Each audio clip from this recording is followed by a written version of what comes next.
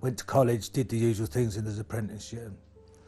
And I was an apprentice pipe fitter welder. We had lots of regular jobs we had to do, which continually exposed you to asbestos, particularly on heating systems, which is the boiler house where the boilers were. I mean, the boilers, everything on a boiler in those days was asbestos. Every gasket was asbestos. Everything was asbestos, you know? And you'd be scraping all these joints, gasket joints, and they'd all be made of asbestos. And every year you strip the boilers down twice a year and you'd have to scrape all the joints off, and they were all asbestos. Other people were in the area when you're doing it as well. So it's just not you getting contaminated. Everybody else around you is getting contaminated while you're doing all this work, yeah. And the company never supplied us with any protective equipment because it was, in those days, health and safety didn't mean anything.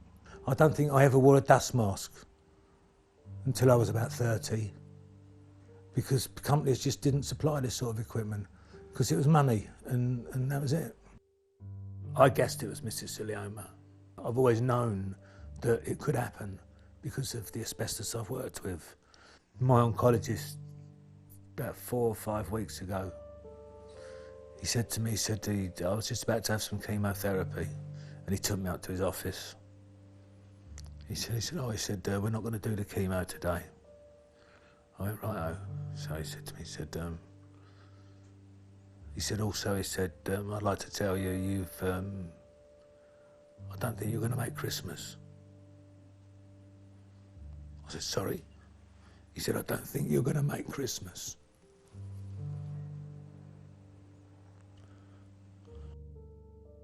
Oh, Grandad, has the cancer gone? And we said, no, not yet. Well, does that mean Grandad's going to die? And say, no, Grandad won't die. Granddads don't die. And it's that sort of thing where you're thinking, oh, you know, what can you say? All I was trained to do was a job. I was never trained to do with anything with health and safety whatsoever. It was purely the job. I'm not even sure the guys teaching me were aware of any risks. In fact, they wouldn't have been. I don't think even they were aware of any risks because they were in the same environment as I was in. We were always going out, always going on holiday, international holidays. Went to Mexico, India, Africa. We had a few more planned, which was Vietnam. We both wanted to go to Vietnam, but whether it will actually happen, it's another thing. When I was an apprentice, I worked in this canteen. The pipe fitters were doing an awful lot of work in there. And I remember that the tea ladies used to make all the rolls in there. And I went up there and I was knocking off asbestos, and all the tea ladies were working there. And I had about 20 tea ladies in there. And there am I, banging away with hammer and chisel, knocking all this asbestos off. And they're making rolls. And all this dust, and all these women.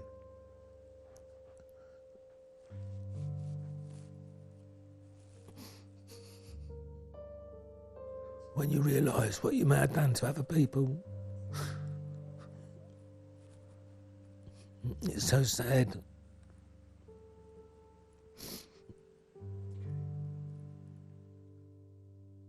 I'll just think of them, am I coming to work tomorrow? Or is Chris going to say to me, do you have to go in? And that's how I take every day. I take every day because of Chris, how he's feeling, and then I decide what I'm going to do. And your brain is just so tired mentally, it's unbelievable. And everybody says to me, well, how are you doing? How are you doing? You know, you're the other half, how are you? And I say, well, I'm fine because I'm not ill. And that's my saying. Nothing wrong with me, I'm not ill, so I'm fine. One of the big problems I find, especially now, is with the younger contractors, particularly the ones that are in little firms, the one-man band type thing.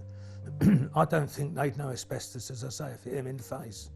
And I think they'd just carry on working with it. They just wouldn't know because they're not getting trained. I think it's disgusting that there are people still being exposed to this material. You know, if we've got contractors coming in that we know are going to start drilling into columns, etc., they're all made aware that there could be asbestos behind it. Not necessarily, but there could be.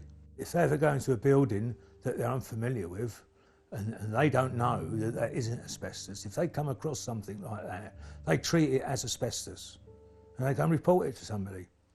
And if that person says, no, we know about it, it's in our register, it isn't asbestos, then carry on. We don't laugh like we used to. And I think, and I say to everybody, that's what I miss, the laughing. Because we feel now there's nothing to laugh about. You may be 17, you may be 18, but you're not immortal. And what you do today may have terrible consequences 30 years down the road. And if you want to die of a disease that's not the most pleasant disease in the world to die of, then you carry on as you are.